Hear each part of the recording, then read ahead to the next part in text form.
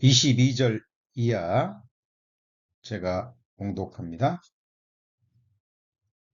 모세가 홍해에서 이스라엘을 인도하며 그들이 나와서 수르 광야로 들어가서 거기서 사흘 길을 행하였으나 물을 얻지 못하고 마라에 이르렀더니 그곳 물이 있어서 마시지 못하겠으므로 그 이름을 마라라 하였더라.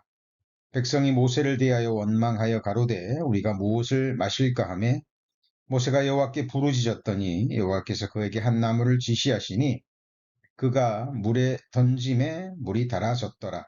거기서 여호와께서 그들을 위하여 법도와 율례를 정하시고 그들을 시험하실세 가라사대 너희가 너희 하나님 나 여호와의 말을 청종하고 나의 보기에 의를 행하며 내 계명에 귀를 기울이며 내 모든 규례를 지키면 내가 애굽 사람에게 내린 모든 질병의 하나도 너희에게 내리지 아니하리니 나는 너희를 치료하는 여호와임이니라. 예, 신앙 생활을 하면서 또 성경을 읽고 묵상하고 연구할 때마다 정말 너무나 하나님 앞에 감사가 되는 부분이 있습니다. 그리고 또 말씀을 또 접할 때마다 너무나 신기하고 또 놀라운 부분이 있습니다. 너무나 많은 부분이 있지만 그 중에 하나는 하나님의 말씀을 묵상하면 묵상할수록 동일한 말씀인데 그동안 수십 번, 수백 번, 어떤 말씀은 정말 수천 번 읽고 묵상하고 암송한 말씀인데 그 횟수가 더해 갈수록 말씀의 진액이 더욱더 진해진다라는 것이다. 말씀의 그 깨달음의 넓이와 길이와 높이와 깊이가 더해 간다라는 사실입니다. 과거에도 충분히 이 말씀을 통해서 깨달음을 얻고 유익과 축복을 얻고 살아가는데 큰 힘이 되었습니다만은 여전히 그 말씀은 더욱더 대할 때마다 새롭게 또 여러 가지 모습을 보여준다라는 것입니다. 지금은 한약을 한약방에서 그냥 다 데려주죠.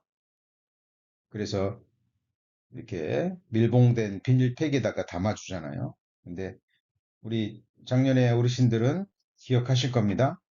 옛날에 한약은 어떻게 다렸습니까? 한약방에서 그냥 흰 그 종이에다가 약을 싸주죠.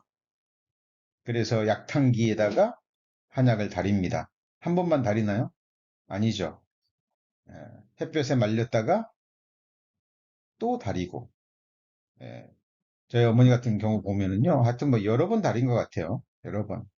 나중에는 정말 물밖에 안 나올 정도까지 이렇게 다려서 먹던 그런 기억이 납니다. 음, 세상의 약은 예, 여러 번 다리면 뭐 영양가도 맛도 다 떨어져 버리죠. 자, 우리 성도님들 뭐 재미있는 소설, 문학 작품, 뭐 드라마, 영화 아무리 재밌고 감동을 받았다 할지라도 어때요? 뭐 두 번, 세 번까지는 볼 수 있죠. 근데 막 다섯 번, 여섯 번, 뭐 열 번, 스무 번 봤는데도 또 보고 싶고 또 새로운 그런 드라마나 영화나 뭐 소설이나 문학 작품이 있습니까? 그런 건 없죠. 예, 아무리 재미있어도 뭐 한두 번, 뭐 정말 좋은 뭐 작품 같으면 뭐 몇 번은 더 볼 수 있겠죠. 그러나 그 이상은 더 이상 우리 사람들의 흥미를 끌지 못합니다. 그러나 우리가 지금 배우고 있는 이 살아계신 하나님의 말씀은 어떻습니까? 네, 그렇지 않습니다. 그렇지 않습니다. 아, 아무리 여러 번 읽고 듣고 또 들은 말씀이지만 또 읽고 듣고 묵상할 때마다 정말 새로운 부분으로 또 새로운 느낌으로 다가옵니다. 이유가 무엇일까요? 이 말씀이 곧 하나님이기 때문이고, 이 말씀은 정말 진리의 말씀이고 생명의 말씀이기 때문입니다. 그래서 말씀의 넓이와 길이와 높이와 깊이는요, 끝이 없습니다. 우리 성도님들이 정말 말씀을 읽고 듣고 묵상하는 가운데 정말 하나님의 말씀이 맛이 어찌 그리 내게 단지요 내 입의 꿀송이보다 더하다라는 그 말씀, 내가 주의 법을 어찌 그리 사랑하는지요, 얼마나 사랑하는지 그것을 정말 종일 묵상하는 우리 성도님들 되시길 바랍니다. 지금 출애굽기 15장 22절에서 26절까지의 말씀을 제가 올해 지금 3주차 배우죠? 어때요? 수요일날 제가 3번 연속해서 지금 이 말씀으로 시작합니다. 어때요? 세 번째 읽으니까 어때요? 이제 익숙하고 이제는 이 말씀을 배우지 않아도 됩니까? 네, 그렇지 않습니다. 자, 우리가 본문을 알고 또 감동을 받고 자, 유익을 얻었습니다. 자, 그렇다면 우리가 이 말씀을 통해서 정말 생활 가운데 우리의 마음과 삶의 믿음으로 적용하셔서 그렇죠? 정말 삶 가운데서 정말 이제 연습이 되고 훈련이 돼야 됩니다. 그리고 계속해서 한두 번 유익과 축복을 받는 것이 아니라 우리가 이 세상을 살아가는 동안에 계속적인 유익과 축복을 받으셔야 됩니다. 자, 본문의 내용, 이 어떤 내용이었습니까? 제가 이 말씀 배울 때마다 계속 강조해서 말씀을 드렸죠. 이 출애굽기 15장 22절 이하 마라의 쓴물 이야기의 배경과 전후 상황이 이해가 돼야 우리에게 교훈이 주어진다 그랬죠. 자, 지금 출애굽기 15장 22절 그 앞에 부분은 어떤 내용입니까? 홍해 기적의 역사를 체험하고 하나님 앞에 감사와 찬송과 영광을 지금 온 이스라엘 백성들이 드리고 있죠. 자, 그러다가 모세의 인도로 수르 광야에 들어갔습니다. 그리고 3일 동안 물을 얻지 못했어요. 목이 말랐겠죠. 그리고 마라라는 곳에 이르러서 물이 보이니까 뛰어들었겠죠. 그런데 먹을 수 없는 쓴물이었습니다. 자, 그때 이스라엘의 백성들의 3일 전에 드렸던 그 놀라운 찬송은 무엇으로 바뀌어 버립니까? 원망과 불평으로 바뀌어 버립니다. 자, 모세가 부르짖자 하나님이 한 나무를 지시하시죠. 그리고 그 나무를 쓴물에 던졌더니 그 물이 무슨 물이 돼버립니까? 단물이 돼버립니다. 자, 이것이 우리에게 주시는 교훈을 배우셨어요. 나무는 뭐라 그랬죠? 자, 나무에 달린 자마다 저주를 받은 자라. 갈라디아 3장에 기록된 대로 우리를 위하여 저주를 받으신 예수 그리스도, 예수님이 달리신 그 십자가의 나무를 상징하는 거죠. 자, 우리 성도님들 인생을 살아보시니까 어때요? 인생은 달든가요? 쓰든가요?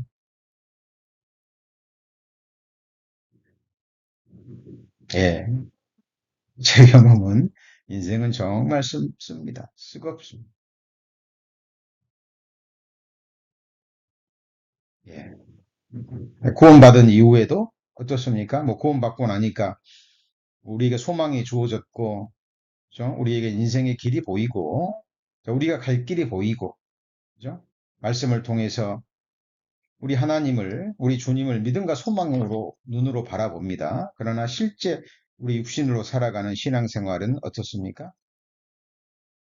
예, 역시 육체가 있기 때문에 우리의 죄성이 남아 있기 때문에 쓰고올 때가 참 많습니다. 자, 그러면 그렇게 쓰고운 인생을 우리가 단 인생으로 바꿀 수 있는 유일한 길이 오늘의 본문에 제시되어 있는 그 유일한 길은 무엇입니까? 예, 예수 그리스도의 십자가, 우리를 위해 달리신 예수님의 그 십자가의 은혜와 사랑을 우리의 삶에 믿음으로 접목시키고 연결시킬 때 그때서야 비로소 우리의 쓰거운 인생이 단 인생이 될 수 있습니다. 십자가의 은혜, 이 은혜가 없는 인생, 십자가의 사랑과 은혜를 잃어버린 인생은 구원받았다 할지라도 구원의 즐거움을 잃어버리고요. 정말 우리가 그리스도인이기 때문에 주어지는 이 세상의 어떤 어려움과 고난 앞에 속절없이 무너져 버립니다. 하나님이 우리에게 주시고자 하시는 것은 구원과 함께 영광이라 그랬죠. 그렇죠? 그런데 영광은 반드시 고난이 선행되어 고난 없는 영광은 주어지지 않죠. 그래서 자, 우리 성도님들이 신앙생활 하는 가운데 이 광야를 지나는 동안에 자, 우리도 이런 경험을 하는 거예요. 그죠? 예. 그때 우리는 이 출애굽 15장 22절 이하에 쓴물이 단물이 되는 과정, 예수 그리스도의 십자가의 은혜와 사랑을 생각하는, 예. 저도 정말 삶이 어렵고 힘든 일이 주어질 때, 그때 예수님께서 나를 위해 당하신 십자가의 고난, 고통 생각합니다. 내가 받아야 될 그 저주, 그 영원한 지옥 형벌을 우리 주님이 그곳에서 우리를 건져주시기 위해서 전능하신 하나님이 사람이 되셔서 그렇게 비참하게 우리를 위해서 죽어주셨잖아요. 이것이 무슨 우화나 꾸며낸 이야기나 기독교인들이 만들어낸 상상이 아니라 역사적인 사건입니다. 이 십자가의 은혜와 사랑을 잃어버리는 인생은 결코 구원받았다 할지라도 하나님 앞에 단 인생을 살 수가 없습니다. 자, 그렇다면 우리 지금 3주째 이 말씀을 배웠잖아요. 배우고 있습니다. 어때요? 삶 가운데 이 말씀을 믿음에 적용하셨나요? 삶에 적용하셨나요? 그냥 머리로는 알고 있는데 여전히 또 어려운 일이 주어지면 우리 마음과 삶이 여전히 있습니까? 자, 그렇다면 또 우리는 우리 자신을 또 정말 돌아보셔야 됩니다. 디모데전서 4장 7절 찾습니다. 디모데전서 4장 7절.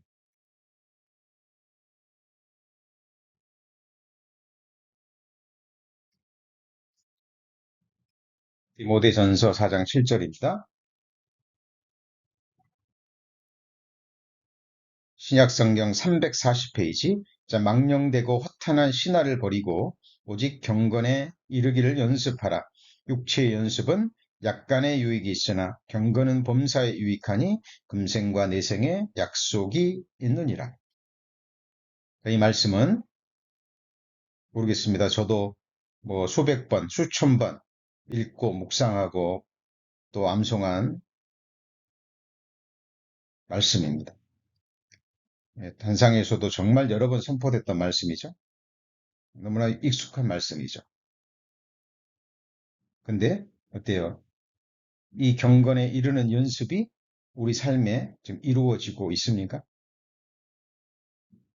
자, 망령되고 허탄한 신화는 좀 어려운 표현인데요. 다른 번역본에 보면 어, 늙은 부녀들의 자, 우화 같은 이야기입니다. 그러니까 할머니들의 동화 이야기. 그죠? 그러니까 허탄한 이야기예요, 그냥. 음,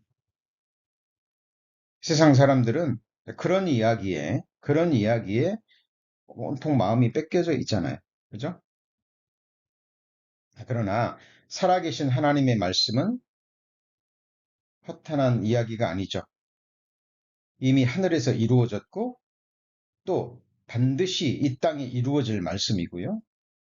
음, 하나님의 약속이 있는 말씀이기 때문에 언젠가는 반드시 이루어지고 실행된 말씀입니다. 그래서 육체 연습은 역간의 유익이 있잖아요. 예, 우리가 힘드시더라도 가능하면 건강이 허락하는 범위 내에서 부지런히 움직이셔야 됩니다.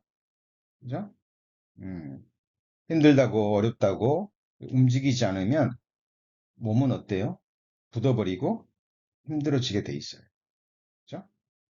자, 성경에서 약간의 유익이 있다면 그거는 정말 유익이 있는 거예요. 자, 그런데 여기 보면 경건에 이르는 연습이 있죠. 경건에 이르는 연습은 무엇일까요? 자, 하나님이 우리에게 주신 말씀을 가지고 우리 마음과 삶을 연단시키고요. 그 말씀을 마음과 삶으로 이루는 거죠.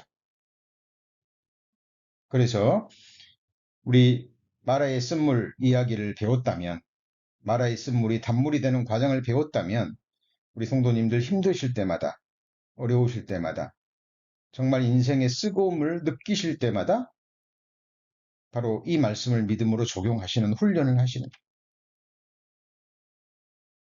십자가의 은혜, 예수 그리스도의 은혜를 생각하는 거죠. 그리고 지금의 내 모든 형편을 아시는 주님께서 지금 아버지 보좌 우편에서 쉼없이 기도하고 계시죠.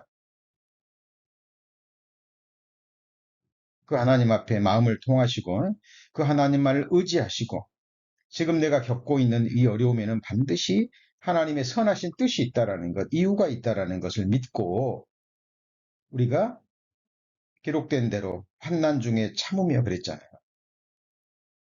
소망 중에 즐거워하며 항상 기뻐하라 그랬잖아요. 그 항상이라는 말씀 속에는 어때요? 어떤 일로 너무 심정이 괴로울 때, 어떤 일로 인해서 마음이 너무 힘들 때, 어떤 일로 인해서 앞이 캄캄할 때, 또는 병이 나서 또 감당하기 어려운 일로 인해서 내 육체와 마음이 피곤할 때, 우리는 정말 그때 생각해야 될 말씀이 항상 기뻐하라. 쉬지 말고 감사하라. 그리고요, 범사에 감사하라. 알고는 있지만 그것이 삶의 믿음으로 적용되는 경건의 훈련이 있느냐 없느냐 하는 거예요. 저도 계속해서 이 말씀으로 경건에 이런 훈련을 하고 있지만 이 훈련은 끝이 없어요. 끝이 없습니다. 우리가 제가 조금만 마음을 놔버려도 그렇죠. 내 시선과 내 마음은 허탄한 곳으로 가버립니다. 자, 그래서 저희들 새로운 말씀을 배우는 건 너무 중요하죠. 배워가야 됩니다. 하나님을 아는 지식에서 살아가야 되고 모든 말씀으로 살 것이라 그랬으니까 모든 성경을 정말 체계적으로 잘 배우셔야 됩니다. 그러나 더 중요한 것은 이미 알고 믿고 있는 말씀, 이미 내가 유익을 얻었던 말씀을 잊지 않고 마음에 새기고 마음과 삶의 믿음으로 적용해서 말씀이 주는 유익과 축복을 얻는 이 경건에 이르는 연습도 쉬지 말아야 된다는 것. 그리고 기도 생활도 마찬가지죠. 하나님이 기도에 힘쓰라 그랬죠. 힘쓰지 않으면 기도 생활은 되지 않습니다. 자, 그래서 저희들 이 말씀을 속에 출애굽기 15장 22절 이하에 담겨진 이 우리가 얻을 수 있는 교훈과 가르침은요. 사실 이것도 무궁무진해요. 그리고 모든 성경과 연결이 됩니다. 자, 그리고 이 사건 뒤에 주어진 여호와의 이름이 뭐라 그랬죠? 여호와 라파, 치유하시는 하나님, 고치시는 하나님이다 그 말이에요. 우리의 어그러진 부분을, 잘못된 부분을, 그죠? 이스라엘 백성이 조금 전만 해도 이 입술로 하나님께 찬송해놓고 조금만 어려워지니까 이제 찬송이 원망과 불평으로 바꿔버리는 환경에 따라서 요동하고 형편에 따라서 우리의 입술의 말이 달라지는 이 패역함을 하나님이 고치시겠다, 치료하시겠다라는 말씀이에요.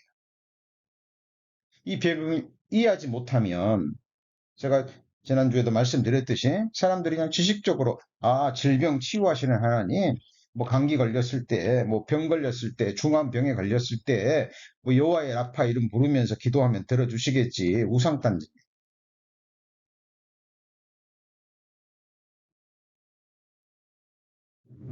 그런 기도는 하나님이 들어주지 않으십니다. 자, 성경 찾습니다. 예레미야 3장 22절. 예레미야 3장 22절.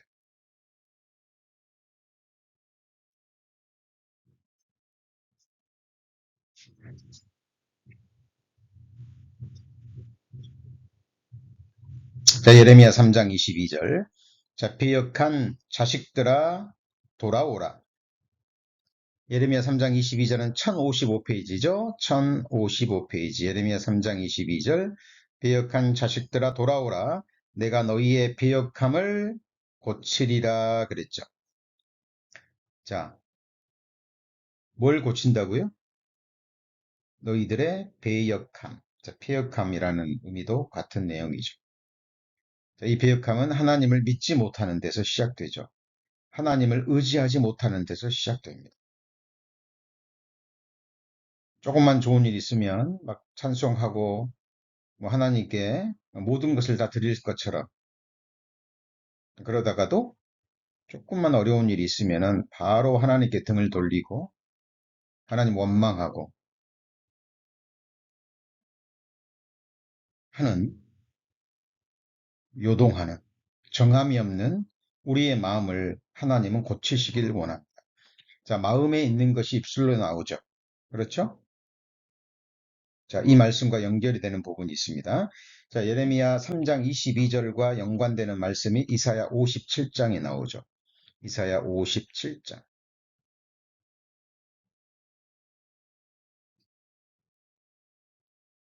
19절.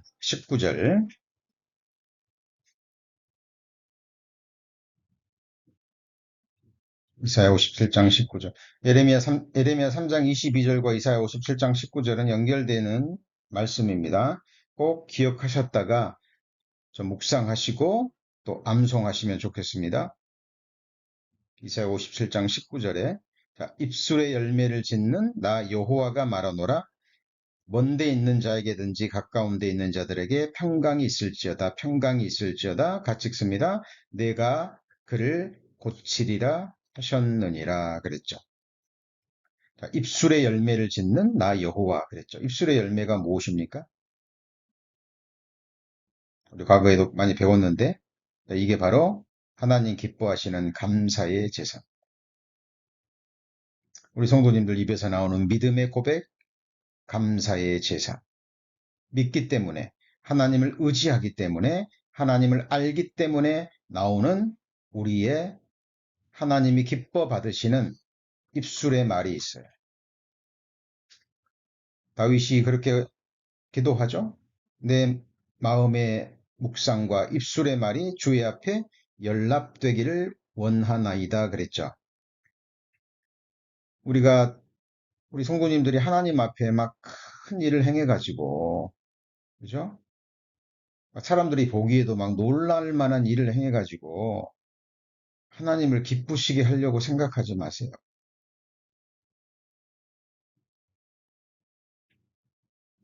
지금 당장 매일의 일상생활 가운데 우리 성도님들의 마음의 작은 생각 하나를 하나님이 기쁘게 받으신다니까요. 그리고 마음의 중심에서 나오는 그 입술의 말 한마디를 하나님이 기쁘게 받으신다니까요. 이스라엘 백성들이 원망하는 소리를 다 들으셨다 그랬죠. 그러면은 이 하나님을 믿고 감사하는 소리, 그 소리는 안 들으실까요? 그래서 여기 보면 입술의 열매를 짓는 나요와 어떻게 열매를 지으실까요? 자, 여호와 라파 하나님, 그죠? 우리의 패역한 그 마음을, 요동함이 있는 그 마음을 고치심으로 하나님이 기뻐 받으시는 입술의 열매를 지으시는 거예요. 그래서 어떤 상황 속에서도 우리 성도님들 평강 잃어버리면 안 됩니다. 우리 성도님들 보세요. 평강이, 형통한 일이 계속되면 평강하고 조금만 힘든 일 있고 어려운 일 있으면 평강이 깨집니까?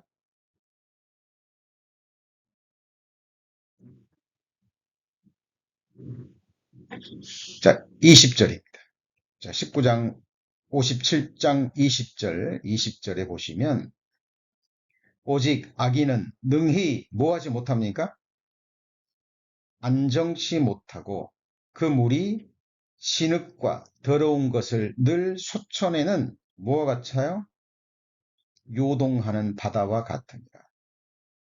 그러니까 누군가 와서 그 마음속을 한번 확 뒤집으면 어때요?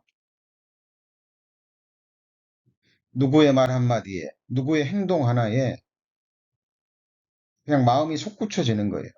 그래서 그냥 안에 있는 진흙과 더러운 것들이요, 쏟아져 나오는 거죠. 안정치 못하는 겁니다. 뭐하는 바다와 같아요? 요동하는 바다와 같은 거예요.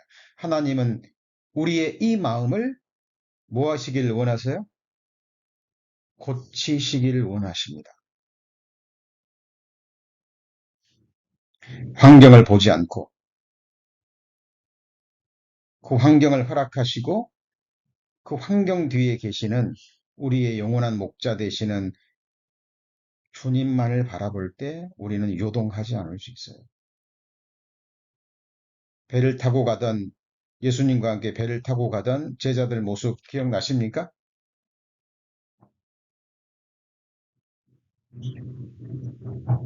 바람이 불고 폭풍이 불고 막 물이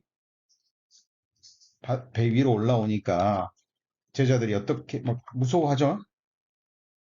요동합니다. 죽을 것 같아. 그런데 예수님은 저 뒤에서 주무시고 계셔.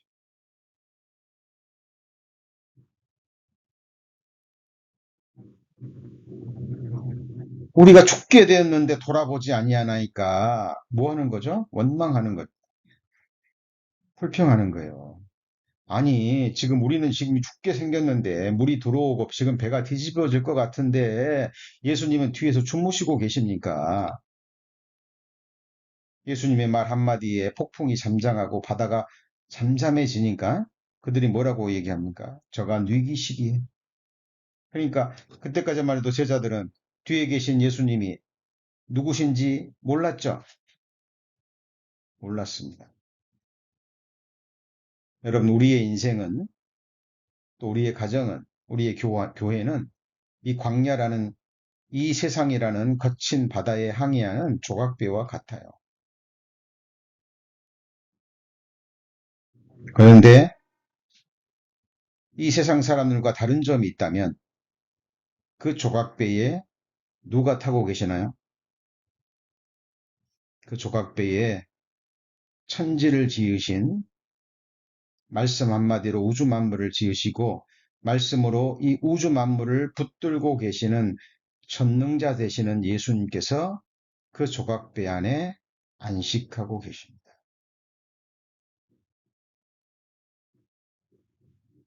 우리는 이에 관한 말씀들을 너무나 많이 배웠어요. 우리 지금 성도님들 뭐 수십 번, 수백 번 들으셨을 거예요. 그런데 어때요? 그 말씀을 듣고 배운 거하고 그것이 우리 삶에 적용이 돼서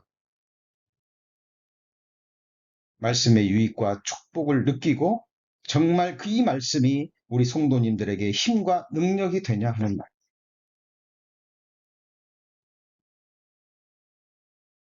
예수님이 바다 위를 걸어오시는 모습이 무슨 모습입니까?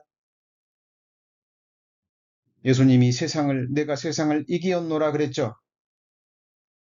우리 성도님들 지금 어디 살고 계세요? 세상에 살고 계시잖아요. 그죠? 우리는 세상을 이길 수 없지만 예수님은 세상을 이기셨습니다. 예수님이 바다를 밟고 배 위로 걸어오시는 것은 세상을 이기신 예수님의 모습이에요. 베드로가 그 모습을 보고 용감하죠. 하나님, 예수님, 주님, 나도 오라 하소서. 그러니까 예수님이 뭐라 그래요? 오라 그러죠. 오라 그럽니다. 그러니까 대단해요, 베드로도.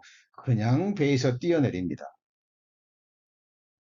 그냥 배에서 뛰어내립니다. 그리고 베드로도 예수님처럼 바다를 밟고 지나가죠. 그게 무슨 모습입니까? 우리 성도님들이요. 세상을 이기시고 세상을 발로 밟으신 주님만을 믿음과 소망의 눈으로 바라볼 때 우리도 얼마든지 세상을 밟고 이기며 걸어갈 수 있는 거예요.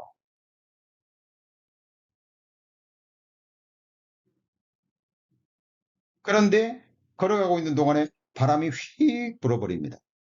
바람이 휙 불어버려요. 그러니까 베드로가 시선을 돌려서 무엇을 봐버립니까? 바람을 봅니다. 그리고 무서워 빠져버려요. 주여 도와주셔서 기도하니까 예수님이 건져주시죠. 또 어때요? 우리 성도님들, 우리 경험했다시피 정말 이 세상은 바다와 같기 때문에 잠잠할 때가 거의 없어요.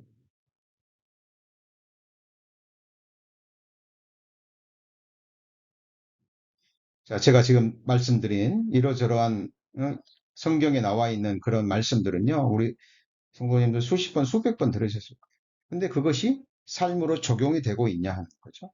경건에 이르는 연습이 실제로 되고 있느냐.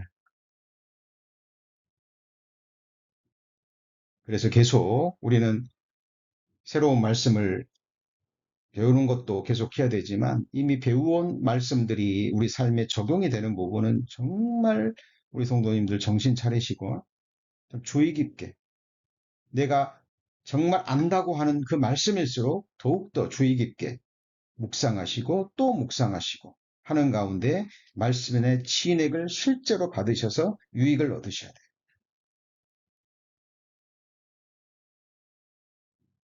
우리 성도님들 나머지 생애가 어떠기를 바랍니까?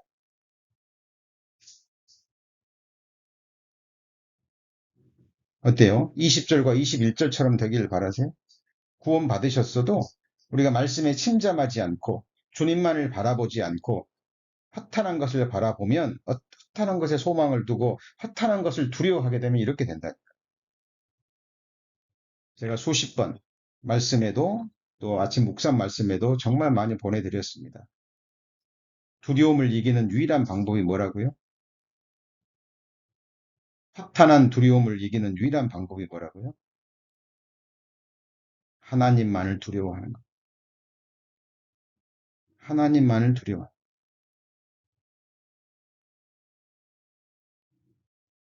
몸은 죽여도 영혼은 죽이지 못하는 자 두려워하지 말라 그랬죠. 너를 미워하는 자, 너를 핍박하는 자, 너를 잡아 죽이려고 하는 자, 너를 모함하려고, 너를 해하려고 혀를 삭도같이 날카롭게 하는 자를 두려워하지 말라 그랬죠.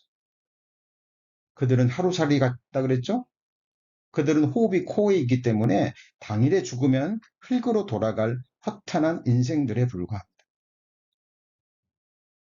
우리가 정말 두려워해야 될 분은 살아계신 하나님이세요.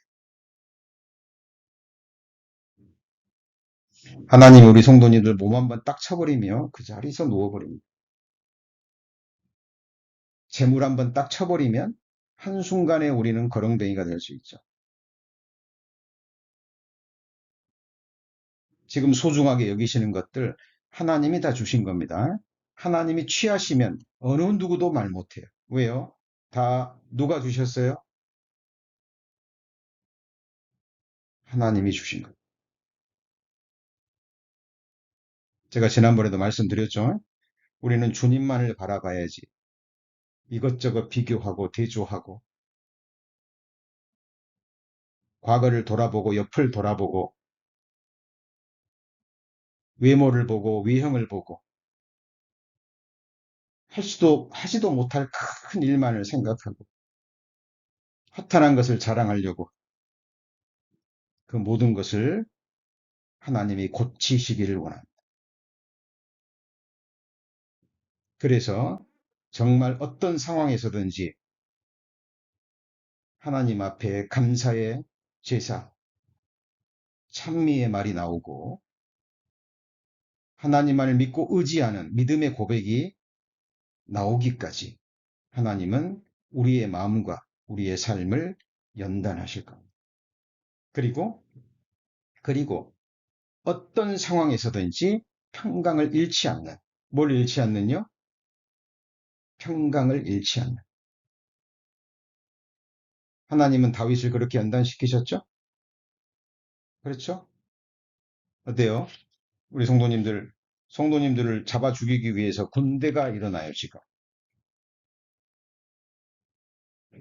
성도님들 잡아 죽이려고 큰 군대가 일어나서 지금 잡으러 옵니다.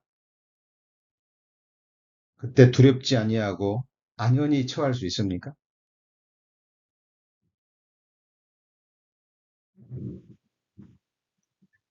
다윗은 자기 아들 솔로몬이 왕위를 빼앗고 자기를 죽이려고 합니다. 세상적으로 보면 어때요? 정말 정말 수치스러운 일이잖아요. 수치스러운 일이죠. 부끄러운 이야기잖아요.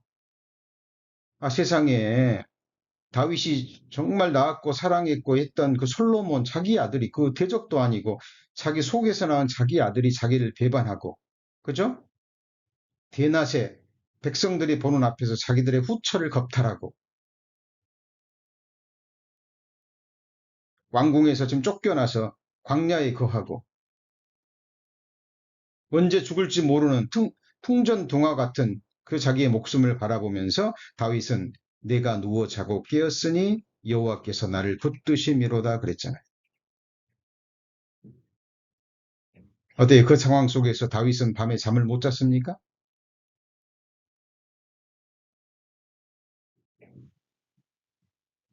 자, 우리에게 주어진 평강은 환경을 뛰어넘는 평강이어야 돼. 바울도 이것을 배웠죠. 바울은 항상 자족하는 법을 배웠죠. 내게 능력 주시는 자 안에서 내가 모든 것을 할 수 있다라는 그 말씀을 오해하시면 안 됩니다. 이것을 막 엉뚱한 곳에 적용해가지고 막 하나님의 뜻에도 관계없는 하나님께 영광에도 관계없는 막 허탄한 세상 일에 그 말씀을 적용해요. 정말 위대한 능력은 어떤 상황 속에서도 요동하지 않고 그렇죠? 자족하는 모든 것이 형통하고 모든 것이 풍성하다 그래서 그 환경에 의해서 기뻐하지 않았습니다. 바울은 감옥에 있고 토굴에 거하며 매를 맞고 강도에 또 위험을 당할 때도 어떤 상황 속에서도 바울은 그 형편 때문에 평강과 감사를 잃지 않았습니다. 그것이 진정한 하나님의 주시는 진정한 능력입니다. 저도 하나님 앞에 기도합니다. 정말 내 목숨을 잃어도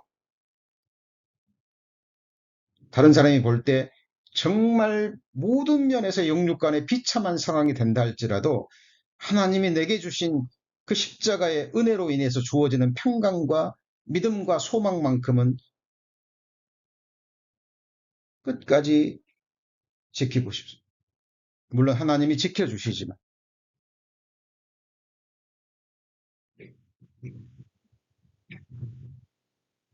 환경이 아무리 좋아진다 할지라도 그 형편에 기뻐하지 않고 하박국 선지자처럼 지금 북쪽에서 들려오는 말바꿈 소리 바벨론이 지금 쳐들어와서 남유다를 박살내는데 그 지경에 있는데 하박국 선지자는 기도하죠. 기뻐합니다. 뭘 인해서 기뻐합니까? 구원의 하나님을 인하여 기뻐. 우리 정말 살아계신 하나님의 말씀을 배울 때요. 정말 진지하게, 정말 치열하게 그 마음으로 말씀을 배우고 정말 하나님이 주시는 그 놀라운 은혜를 잊지 않았으면 좋겠습니다. 자, 그래서 우리 이런 관점에서 지금 출애굽기와 민수기에 나와 있는 12번의 하나님을 반역하고 원망하고 폐역했던 사건들을 배우고 있는데 지난 시간까지 8번째까지 배웠죠. 자, 오늘은 9번째입니다. 민수기 16장. 민수기 16장.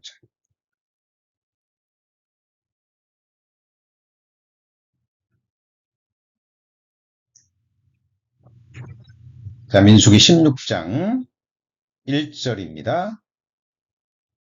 자, 레위의 중손 고핫의 손자 이스알의 아들 고라와 루벤 자손 엘리압의 아들 다단과 아비람과 벨렛의 아들 온이 당을 짓고 이스라엘 자손 총회의 택함을 받은 자 곧 회중에 유명하던 족장 250인과 함께 일어나서 모세를 거스르느니라. 그들이 모여서 모세와 아론을 거스려 그들에게 이르되 너희가 분수에 지나도다. 회중이 다 각각 거룩하고 여호와께서도 그들 중에 계시건을 너희가 어찌하여 여호와의 총회 위에 스스로 높이느냐? 자, 고라의 반역 사건. 이 말씀도 우리 성도들 너무나 익숙한 말씀이고 설교 시간에도 여러 번 다루었던 말씀입니다. 자, 이 고라 레위인이죠.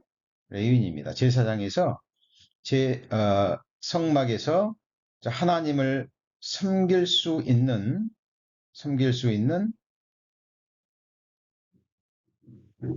너무나 아름다운 직분을 가지고 있어요. 자, 그런데 이 고라가 하나님이 정하신 위치를 벗어납니다. 그리고 가만히 보니까 모세와 아론이 이스라엘 백성을 지도하고 인도하고 있잖아요.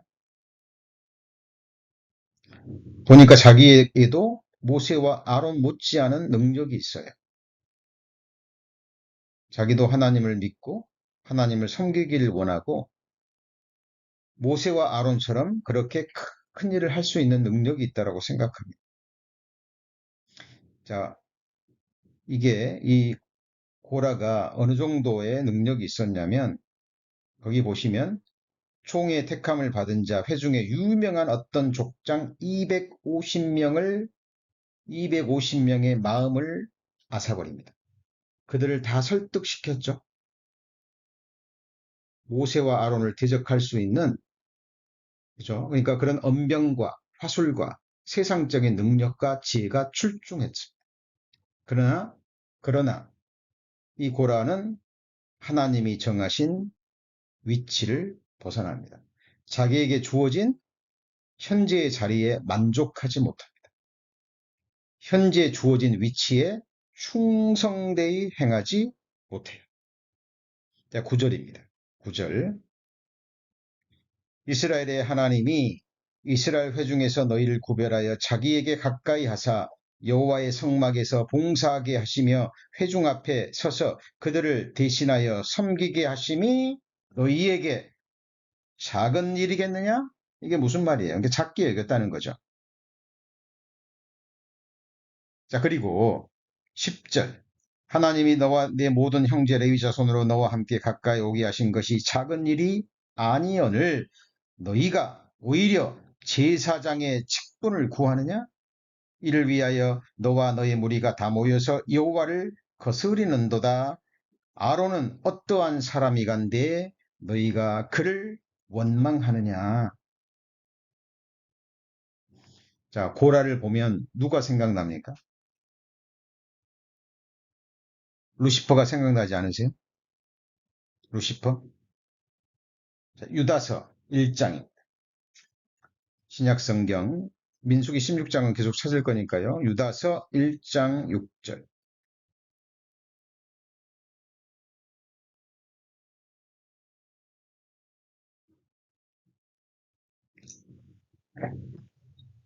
유다서 1장 6절.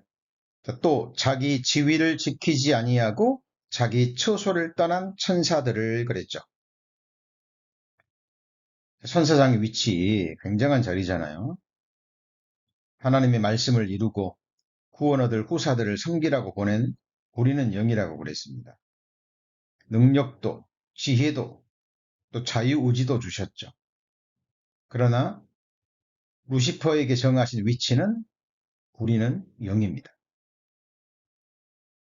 그런데 루시퍼가 볼 때 사람이 올라가야 될 자리,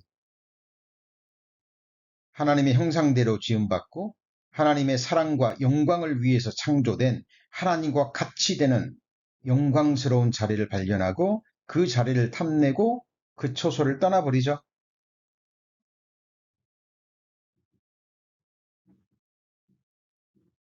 자, 고라의 뒤에는 누가 있었을까요? 이 사탄과 악한 영들이 역사했던 겁니다. 그래서 하나님이 세우신 질서를 깨뜨리고 자기가 지도자가 돼서 자기 영광을 취하려는 그 마음을 사탄이 집어 넣은 겁니다.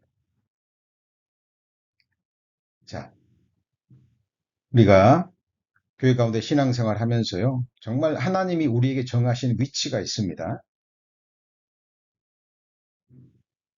어떤 것은 중요한 것이고 어떤 것은 그게 아니에요. 그 모든 것을 주관하시는 분은 하나님이십니다. 그래서 하나님이 이렇게 설명하시죠.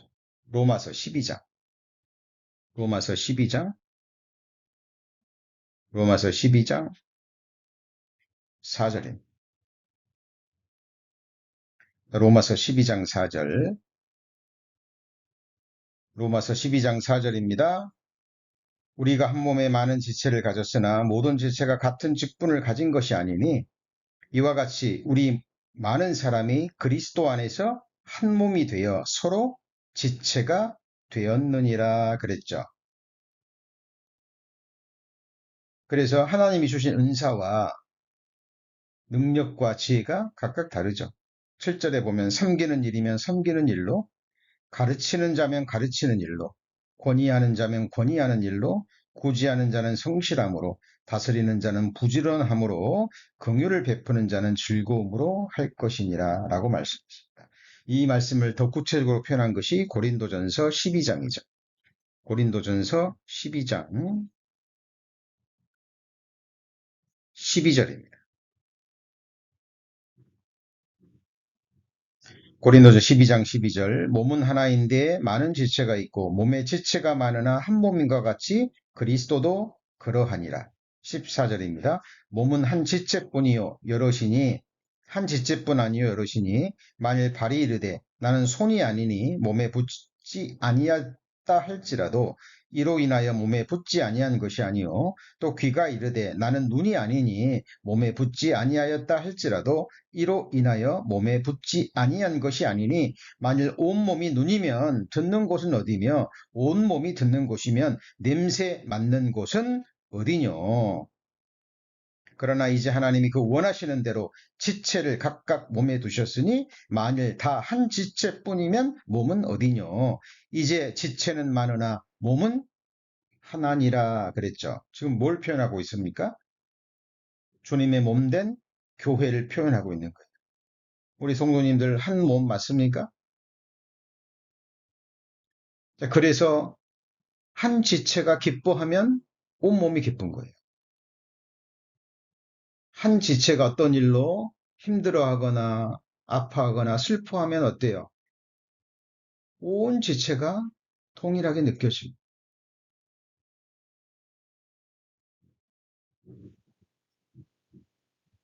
한 지체가 기쁜 일이 있는데요. 기쁘지 않아요. 정말 나는 한 몸인가 생각해 보셔야 됩니다. 한 지체가 슬픈 일을 당했는데 나는 아무렇지도 않아요. 자, 교회는 주님의 몸이죠. 예수님은 몸된 교회의 뭡니까? 머리입니다. 하나님이 뜻대로 위치를 정하셨어요.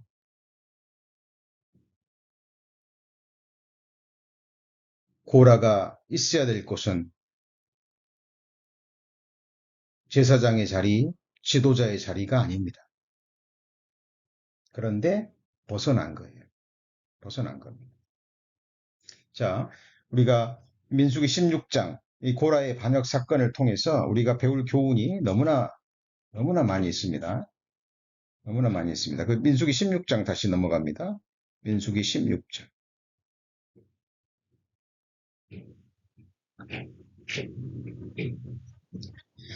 자, 민수기 16장, 이제 오늘 말씀 끝나고 한번 자세히 읽어보시면 아시겠지만, 이제 고라와 이 반역한 사람들, 그리고 고라에 속한 모든 사람들이 어떻게 죽습니까? 땅이 갈라져서 땅 속에 묻혀버립니다. 그죠? 묻혀버립니다. 자, 거기 다 죽었다고 성경에 나옵니다. 그런데 민수기 26장 11절을 봅니다. 민수기 26장 11절. 민수기 26장 11절.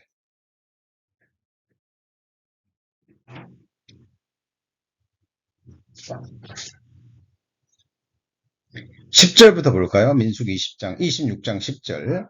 땅이 그 입을 열어서 그 무리와 고라를 삼킴에 그들이 죽었고 당시에 불이 250명을 삼켜 징계가 되게 하였으나 11절 같이 읽습니다. 고라의 아들들은 죽지 아니하였더라. 오, 왜 안 죽었죠? 왜 안 죽었을까요? 이 고라의 아들들의 이름이 출애굽기 6장 24절에 나옵니다. 출애굽기 6장 24절. 자, 성도님들 지금 말씀에서 말씀으로 연결이 되죠? 우리 성도님들 말씀 배우셔야 됩니다. 출애굽기 6장 24절. 자, 고라의 아들은 아실과 엘가나와 그 다음에 누구죠? 아비아삽은 한번 꼭 표시해 놓으시고 기억해 놓으시기 바랍니다. 고라의 아들 아실과 엘가나와 아비아삽은 죽었어요? 안 죽었어요? 왜 안 죽었을까요? 그러니까 자기 아버지가 250명을 마음을 빼앗았고 반역을 일으킬 때 세 아들들은 아버지와 함께 했어요? 안 했어요? 함께 하지 않았습니다. 비록 자기를 낳아주고 키워주신 아버지지만 아버지가 하나님 앞에 잘못된 행동을 했을 때는 거기에 동조하지 않았습니다. 그 무리에 함께 하지 않았습니다. 그래서 세 아들들은 살아남았죠. 자, 그러면 살아남았으면 어떻습니까? 자, 이완용이 우리나라를 일본에 팔아먹었다고 합니다. 그러면 이완용의 자손들이 팔아먹은 건 아니죠. 그러죠?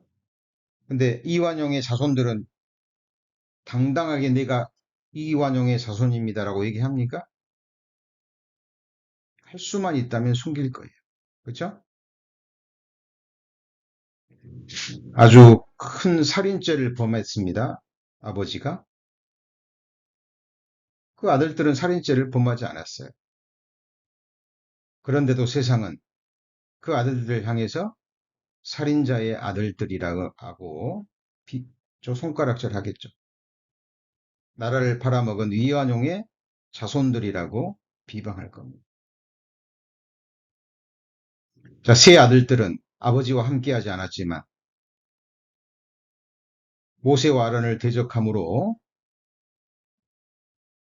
하나님 앞에 징계를 당해서 죽은 그 고라의 자손들이라는 이름은 계속해서 이 사람들을 따라다닙니다.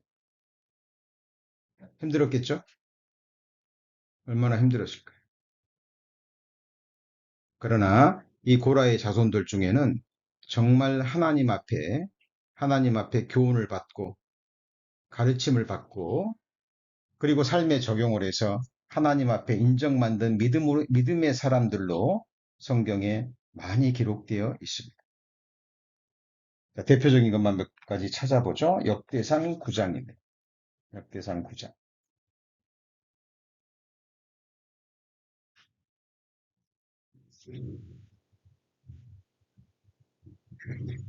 역대상 9장.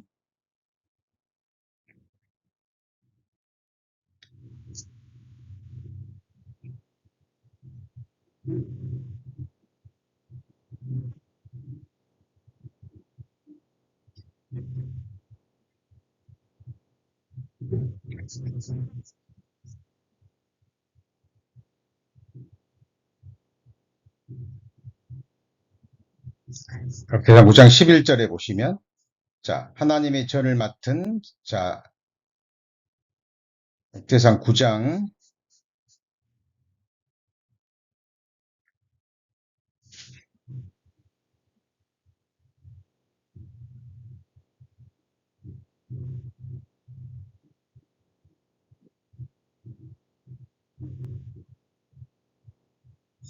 자, 26절 봅니다. 26절. 열대상 9장 26절입니다.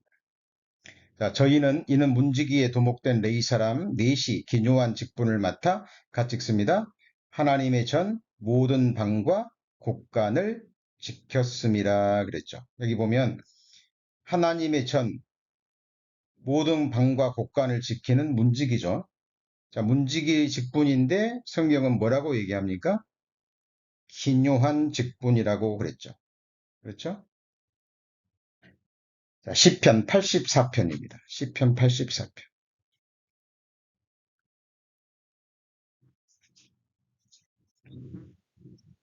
시편 84편 10절입니다. 시편 84편은 누구의 시입니까? 고라 자손의 시죠. 시편 84편 10편. 자, 주의 공정에서 한 날이 다른 곳에서 첫날보다 나은즉 같이 읽습니다. 악인의 장막의 거함보다 내 하나님 문지기로 있는 것이 좋사오니 그랬죠. 성도님들 정말 우리 고라 자손처럼 이런 마음이 아니잖아요. 그러면 주님의 몸된 교회에서 정말 은혜롭게 어떤 상황 속에서도 자족하고 기뻐하는 신앙생활을 하기가 불가능합니다. 사탄은 계속해서 우리의 마음을 요동시켜요. 어떻게 해서든지 좀 인정받고 싶고, 그렇죠?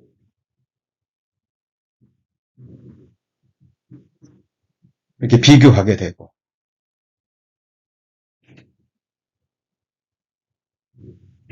정말 마음을 낮추고 낮춰서 정말 주님 없는 교회 한 지체가 되고, 교회 안에서 하나님과 성도를 섬길 수 있는 직분이 주어졌다라는 것, 그 위치에 있는 것만으로 하나님 앞에 감사를 드리며 그 자리를 끝까지 지키는 것은 결코 쉽지 않습니다.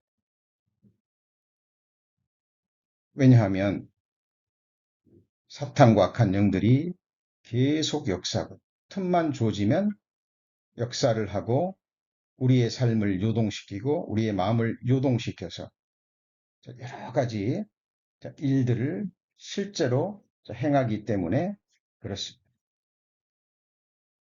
그래서 고라의 자손들이 다 경건한 자손인 건 아니에요. 그거 아시죠? 그렇죠? 고라의 자손들 중에는 또 성경에는 기록되지 않았지만 또 그걸로 인해서 더 악한 길로 걸어간 사람들도 있었을 거예요. 그러나 성경은 고라 자손들의 그 경건한 모습들을 계속 기록하고 있습니다. 자, 그리고 이 고라의 세 아들들이 반역에 가담하지 않으므로 낳은 경건한 후손들 중에 유명한 사람이 있습니다. 그 사람이 누굽니까? 역대상 6장. 역대상 6장입니다.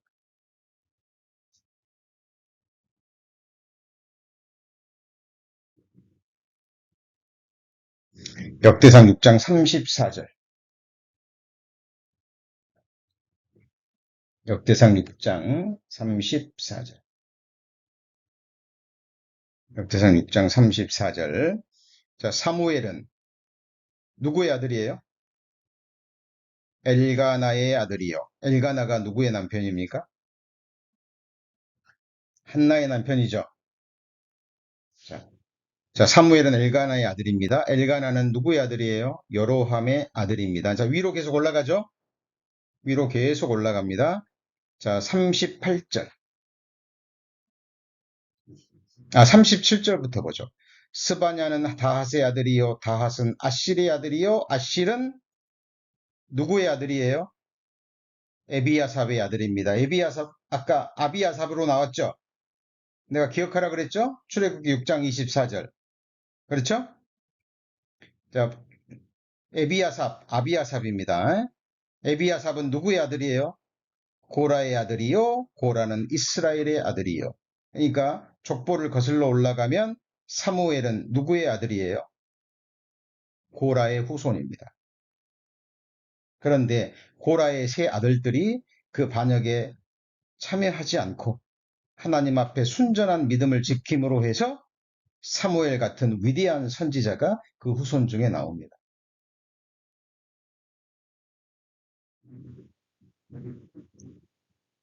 자, 우리 성도님들이 어려운 역경 중에서도, 어려운 환경 중에서도 인내하고 우리 성도님에게 주어진 그 자리를 지키는 가운데 일관된 모습을 보일 때 당장은 아닌다 할지라도 하나님 앞에 이런 경건한 후손이 나올 수 있는 거예요.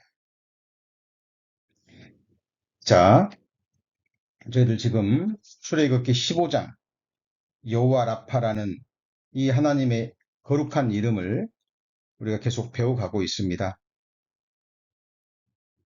지금 수요 말씀은 제가 일부러 지금 진도에 연연해 하지 않고 하나님의 말씀을 지금 깊게 넓게 배우고 있습니다.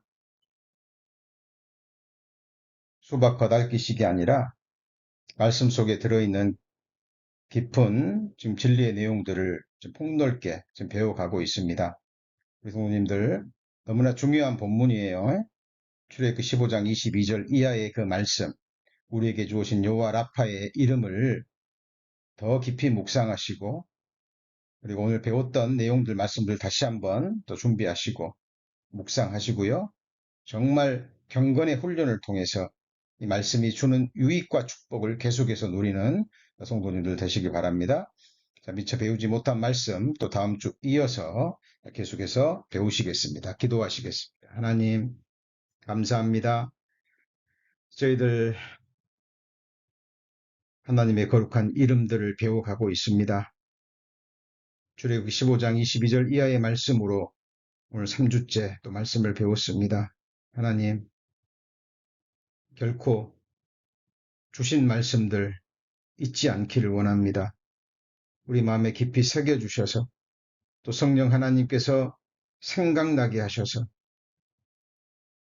말씀이 주는 그 교훈과 가르침을 믿음으로 우리의 마음과 삶에 적용해서 하나님의 말씀만이 주실 수 있는 그 하늘의 유익과 축복을 누리기를 원합니다.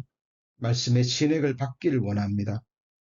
어떤 상황 속에서도 어떤 형편 속에서도 우리의 평강, 우리의 하나님이 주신 기쁨을 잃지 않기를 원합니다. 우리의 쓰거운 인생이 하나님 앞에 단 인생이 되는 길을 배웠습니다. 한순간도 주님 우리에게 보여주신 그 십자가의 놀라운 은혜와 사랑 잊지 않고 우리도 우리의 십자가를 지고 주님을 끝까지 따라가는 주의 제자의 삶이 되기를 원합니다. 아브라함은 바랄 수 없는 중에 바라고 믿었습니다. 아브라함이 믿었던 하나님은 죽은 자를 다시 살리시는 하나님이십니다. 하나님, 우리를 불쌍히 여겨주시고 긍휼히 여겨주시고 자비를 베풀어 주셔서 우리의 믿음 없는 것을 도와주시고 믿음의 선진들처럼 어떤 상황 속에서도 그 형편을 보지 않고 그 가운데 거하시는 우리 주님만을 바라보므로 능히 이기고 우리의 마음과 입술의 생각과 말이 늘 하나님 기쁘시게 하는 믿음의 고백이 될 수 있도록 감사의 제사가 될 수 있도록 우리 입술과 우리의 마음과 우리의 삶을 친히 주관하여 주시고 경영하여 주옵소서. 우리 구주 예수 그리스도의 이름으로 기도합니다. 아멘.